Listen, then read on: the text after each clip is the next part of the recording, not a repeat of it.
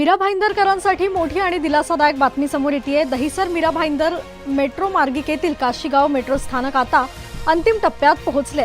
महाराष्ट्राचे परिवहन मंत्री प्रताप सरनाईक यांनी आज स्थानकाला भेट देत कामांचा आढावा घेतला।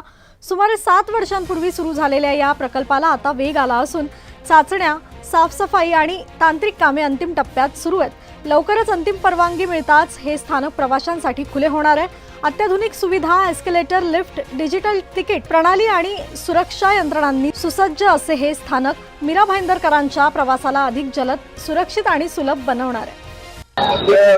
काही कामां अधुरी होती, अपूर्ण राहिली होती, त्यामुळे थोडासा उशीर काशीगाव मेट्रो स्टेशनला म्हणजे आज पाहणी दौऱ्याच्या दरम्यान आमच्या लक्षात आलं आणि सुरक्षा यंत्रणा आणि इतर काही गोष्टींची पूर्तता झाल्यावरच त्याचं लोकार्पण करायचं। कारण भविष्याच्या दृष्टिकोनातनं एका तासाला 4500 म्हणजे दिवसाला किमान 50,000 प्रवाशांची ये-जा ह्या स्टेशनवर होण्याची शक्यता गृहीत धरून आम्ही तशी उपाययोजना करतोय। मध्यंतरीच्या काळामध्ये काही कामं बाकी होती, काही सुरक्षेशी निगडीत असलेली सेवा जी आहे ती कमी होती आणि त्यामुळे ह्या उद्घाटनाला उशीर झालेला आहे। परंतु मी त्याला उशीर असं म्हणणार नाही। शेवटी प्रवाशांची सुरक्षितता आमच्या दृष्टीनं फार महत्त्वाची बाब आहे आणि माननीय मुख्यमंत्री आणि दोन्ही उपमुख्यमंत्र्यांनी सांगितले की सुरक्षेशी कुठल्याही प्रकारची तडजोड नाही।